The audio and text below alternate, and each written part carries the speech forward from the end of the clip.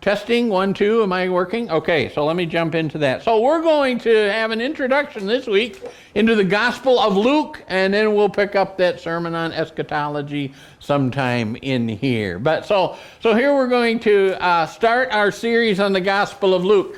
I'm not finished with the sermons, but I usually get the outlines of my sermons, and I'm finished with chapter 2. But I got about 7 or 8 sermons for each chapter. And so this is going to be a long series as we work our way through here. So the Gospel of Luke, we're going to do an introduction today. But first, if yous are Star Wars fans, my son Luke loves that we chose Star Wars characters as inspiration when naming my kids. His son Luke was named after Luke Skywalker, huh?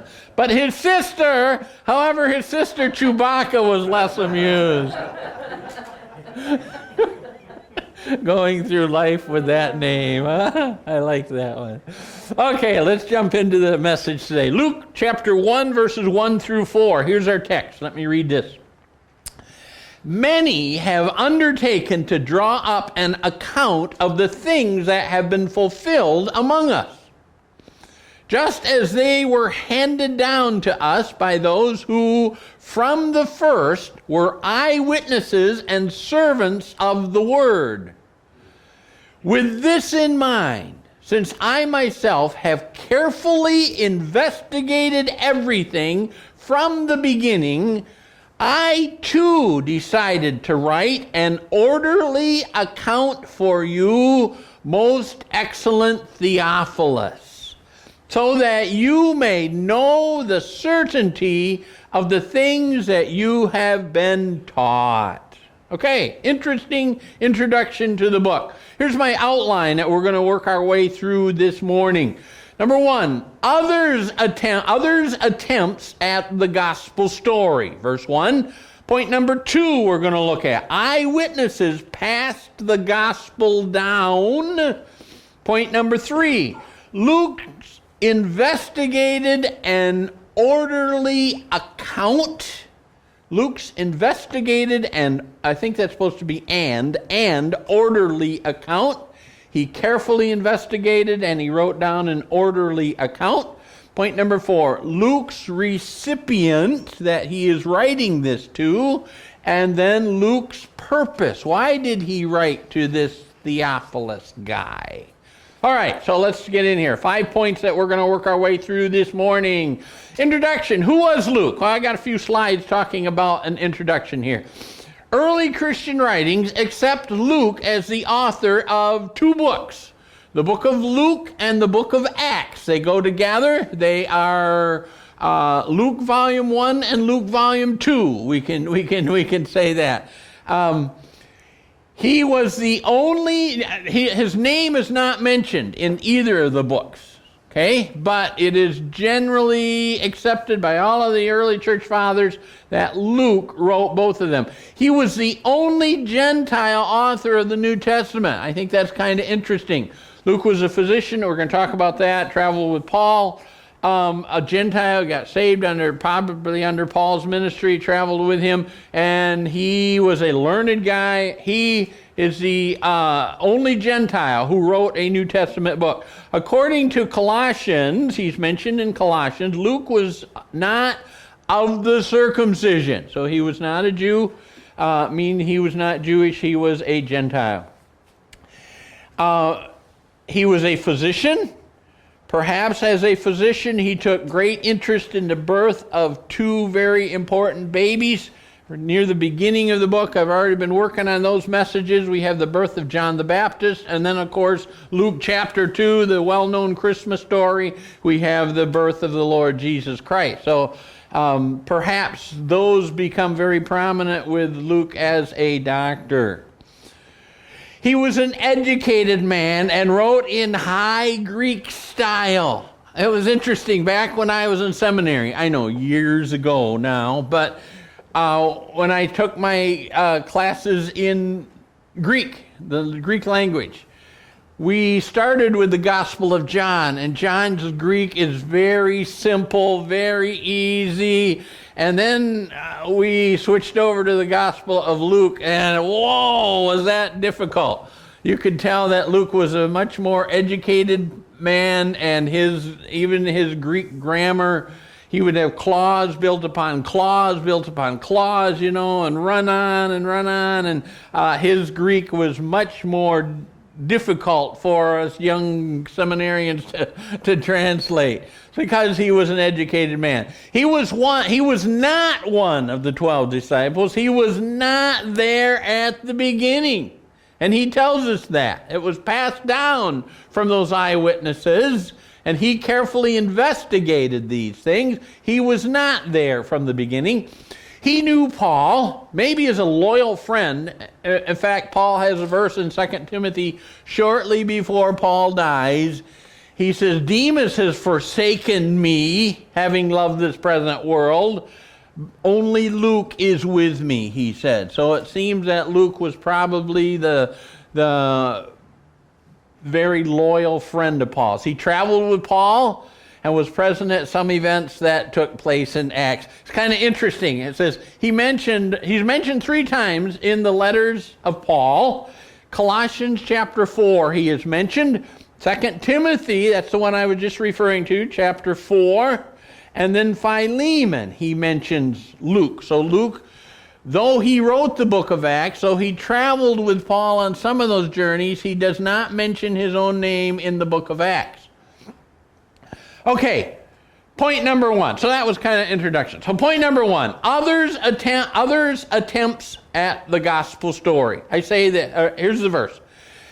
Luke writes, as he is writing to this Theophilus guy, many have undertaken to draw up an account of the things that have been fulfilled among us. He says many have attempted that. Of course, we have that God inspired and were collected into our New Testament. We have Matthew, Mark, Luke, and John that we call the Gospels, the stories of Jesus' life.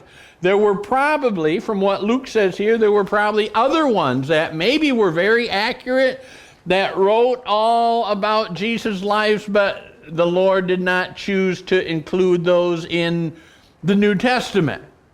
Later on, 2nd and 3rd century, there were many who were writing false gospels. We have the Gospel of Thomas, and we have many others.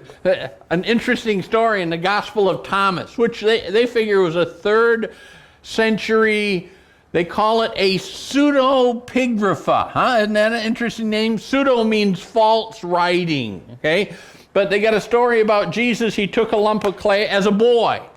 Now we know this is false because turning the water into wine was Jesus' first miracle. The Gospel of John tells us. But the story in the Gospel of Thomas, he took some clay and he packed it into a ball and he threw it up in the air and it turned into a dove and flew away. So there were false gospels written later. But here's some comments I have said about that. The record of Jesus' life was very important to the believers of Luke's time.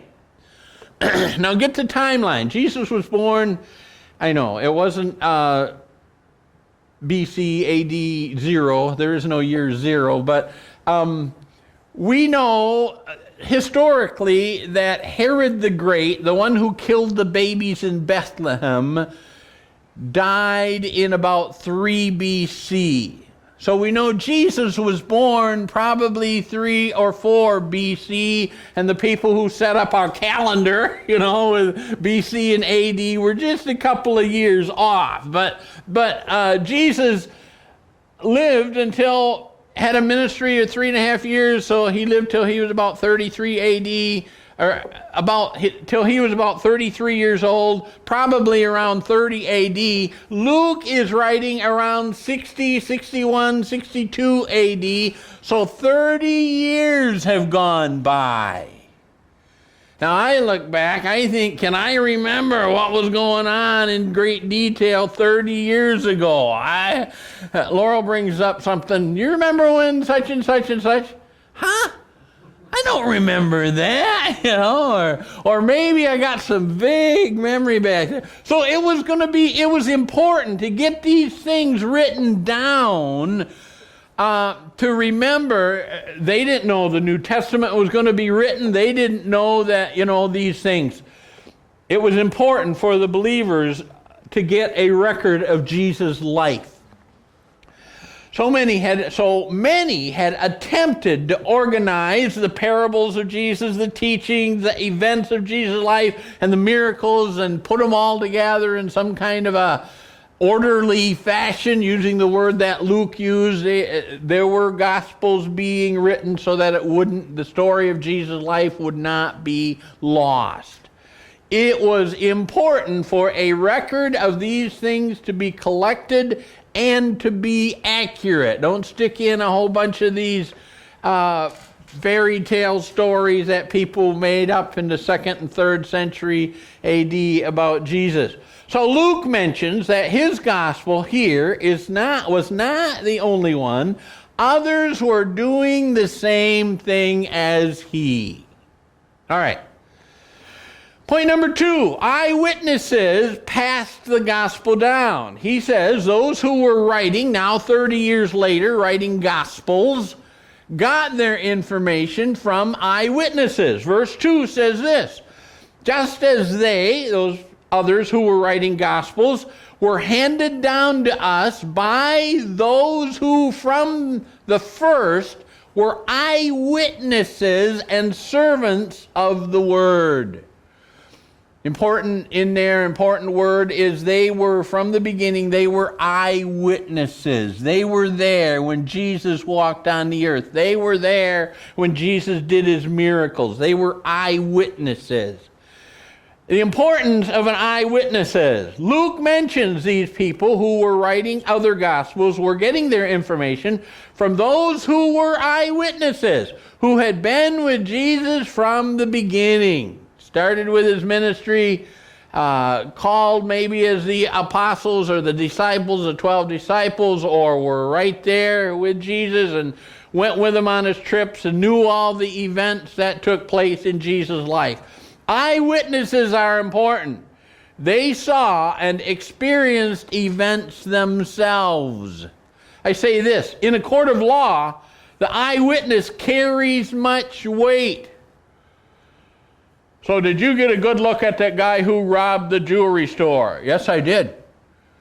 Is that man in the courtroom today? Yes, he is. Would you point him out to the court? Yes, he's that man sitting right over there in the defendant's table.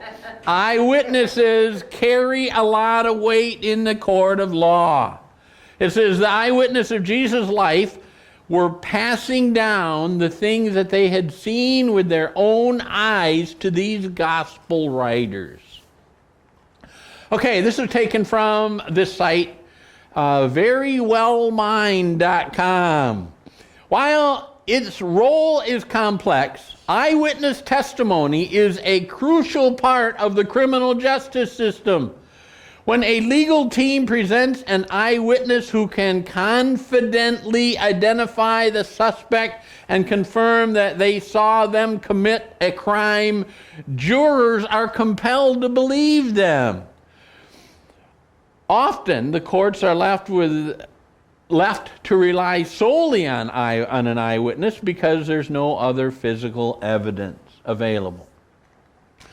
All right, let me just talk about the 4 Gospels here, the writers that we have, that the Lord inspired these books and they were collected to be a part of our New Testament. Luke was not an eyewitness, though his name is not mentioned. He is found for the first time in the book of Acts as a helper of Paul on his missionary journeys. It's interesting as you read the book of Acts. Okay, it was written by Luke, but he wasn't with Paul on all of his journeys. There are passages where he talks about they did this, and then they traveled there, and then they did this. And then it comes to a certain town where Luke must have joined them because the pronoun changes from a third person plural to a first person plural, and it says, we did this, and we did that, and we did such and such. So Luke was with Paul when he did those things. We call those the we passages because Luke changed the pronoun to a first person. So Luke traveled with Paul. Paul had a thorn in the flesh. You remember that. We don't know what it was. Some feel it was his eyesight. We don't know what it was. But Luke, as a physician, may have traveled with Paul to help him with that thorn in the flesh that he had. We don't know. But Luke mentions he received his information from eyewitnesses. Now, Matthew, let me talk about some of the other gospel writers. Matthew was an eyewitness. Matthew was one of the called disciples of the 12 disciples. Some of the gospels he's called Matthew, some of them he's called Levi. He was a tax collector that Jesus came by and called him to be one of the 12 disciples.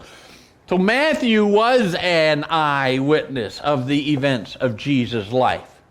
He didn't have to pass them down and have somebody else write it. He was an eyewitness. Oh, here's a cross-reference about Luke. Colossians 4, he is mentioned in Paul's writings. Our dear friend Luke, the doctor, Paul says, and Demas send greetings. 2 Timothy 4:11, only Luke is with me. Get Mark and bring him with you because he is helpful for me in the ministry. Isn't that interesting? Both Luke and then Mark are mentioned in the same verse there. The same thing in Philemon 1:24. And so do Mark, Aristarchus, Demas, and Luke, my fellow workers. So Luke is mentioned in Paul's writing because Luke traveled with him as one of his helpers in the book of Acts. Okay, let's get back to the other gospel writers. John certainly was an eyewitness. He was one of the disciples and was very close to Jesus. He was a part of what we call the inner three, Peter, James, and John. Jesus took Peter, James, and John on places he didn't take the others of the 12 disciples. On the Mount of Transfiguration, the other disciples didn't go up there. Jesus took Peter, James, and John when Jesus was transfigured. He was known as the beloved disciple. Jesus took particular liking to John.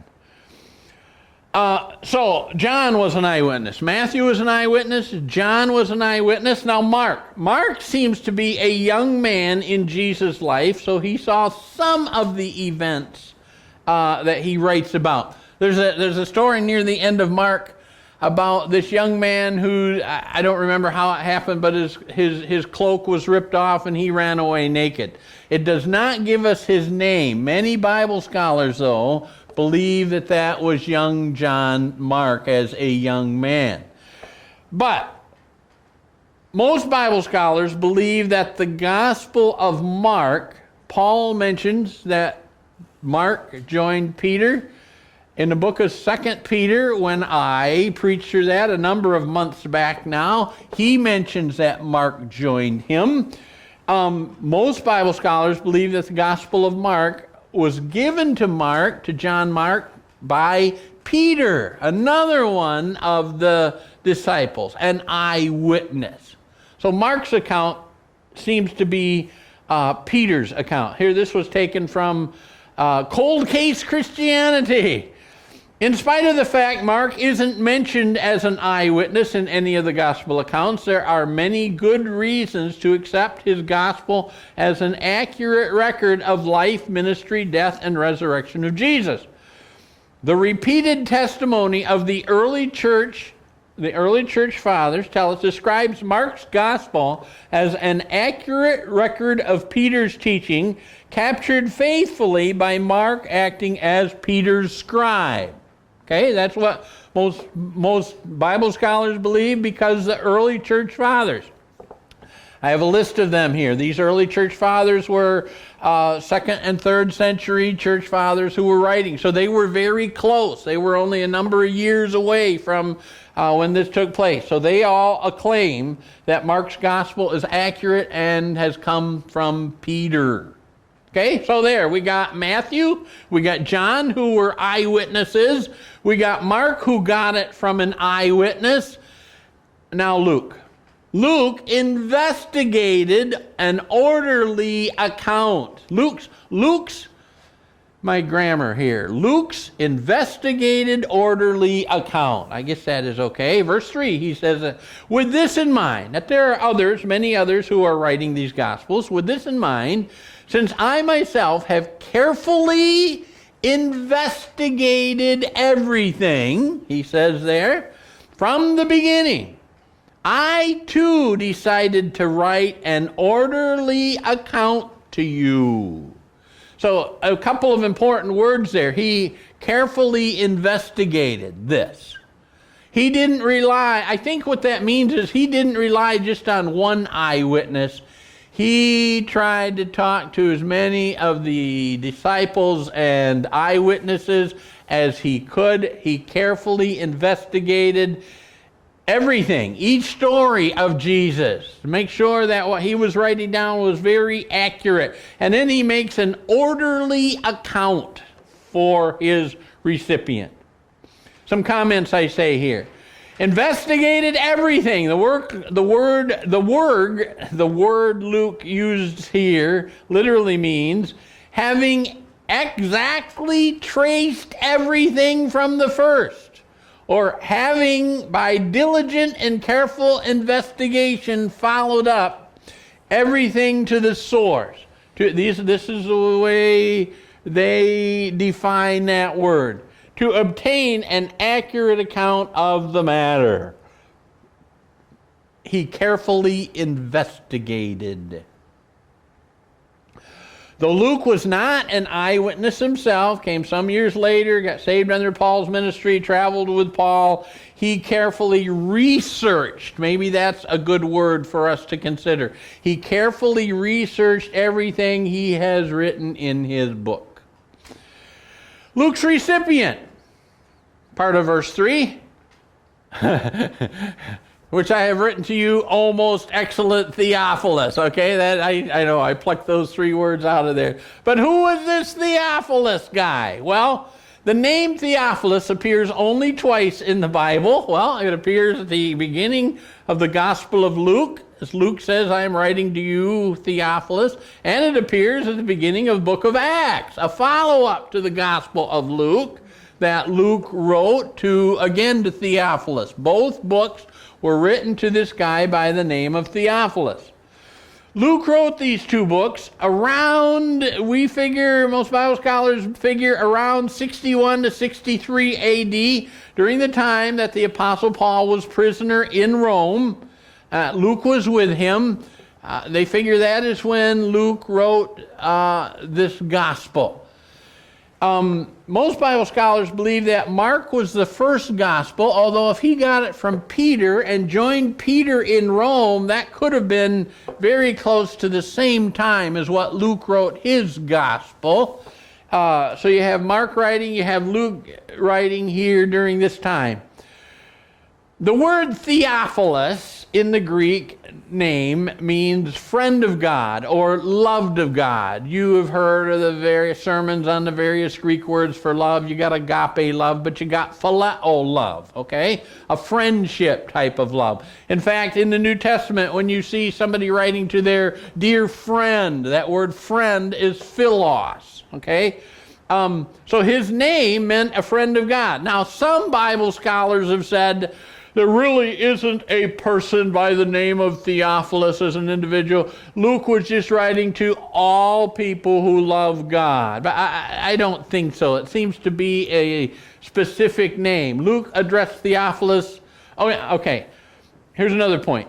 Luke addresses Theophilus as most excellent, which is a Roman title of respect and possibly of official importance. Luke, we don't know who Theophilus was exactly. It could easily be on Paul's journeys as Luke was with him. One of the Roman officials got saved, come to know Jesus Christ as their Savior. And now Luke is writing these Gospels to them to help them more fully understand who Jesus Christ was. The most common theory is that Theophilus was a high social standing who was a friend of Luke. Cross-reference, Acts chapter 1. In my former book, Luke writes, talking about the Gospel of Luke, now writing in Acts, he says, in my former book, Theophilus, I wrote about all that Jesus began to do and to teach. Now, that's kind of interesting because the book of Acts, physical Jesus is gone, but the apostles are carrying out the gospel to the world. So Luke says in his first book, he wrote about what Jesus began to do and to teach. And though Jesus is not physically present anymore, the book of Acts is Jesus continuing to go on. That's kind of interesting. Okay, Luke's purpose, verse 4. So that you may know the certainty of things you have been taught. So that you may know the certainty of things you have been taught. You see what that implies. I say here, Luke's phrase, so that you may know the certainty of things you have been taught, gives the impression that Theophilus was probably a Gentile, didn't live near Judea, maybe up in Rome. We don't know him. We don't know where he lived, but he was a Gentile who Luke was talking to about his faith. Luke wants to prove to Theophilus that what he has learned about Jesus is in fact true. Theophilus may have been a young Christian, maybe led to the Lord by Luke or maybe by Paul on a missionary journey, but he may have been having some doubts about his faith. So Luke, a friend of Theophilus, says, okay, I'm going to start doing some investigation, and I'm going to write you a real long letter, Theophilus. This is addressed to Theophilus, so it really makes it a letter. I'm going to write you a real long letter, and I'm going to explain to you Jesus' ministry and who Jesus was and what happened to him, and I'm going to do it very accurately. I'm going to investigate everything. I'm going to research everything. And then when you get that letter, you sit down and read it, and it will help you in your Christian faith. So you know what I get from that? If you are struggling in your Christian faith, we always tell young Christians, read the Gospel of John. Well, we do that because the Gospel of John is really pretty clear to understand. But the purpose of the Gospel of Luke was to help Theophilus, who was struggling with his faith. So maybe the Gospel of Luke would be a good book for young Christians to read. All right, my conclusion. Luke studied the life of Jesus and now attempts to write his own gospel account. There were others who were writing it, but Luke researched it and investigated it, and now he's writing his own in this book that we're going to be getting into. He is writing to a friend named Theophilus, seems to be an official of some kind, O most excellent Theophilus. This official may have been a new believer and maybe had some doubts about his faith, was struggling in his faith. He wants Theophilus to be assured of the things he has already been taught about Jesus' life and death and resurrection. I think about that. Sometimes we come across very secular people who don't have any church background, and we share the gospel with them. And maybe they'll pray and accept Jesus Christ, Well, they've had 5-10 minutes of your explanation, and that's all they know about Christianity, 10 minutes worth. Well, they need to get into the Gospel of Luke, because that's the whole purpose that Luke was writing that gospel for, was for Luke as a young struggling Christian to be assured in his Christian life. All right. Oh, I got a closing song here. Are we ready?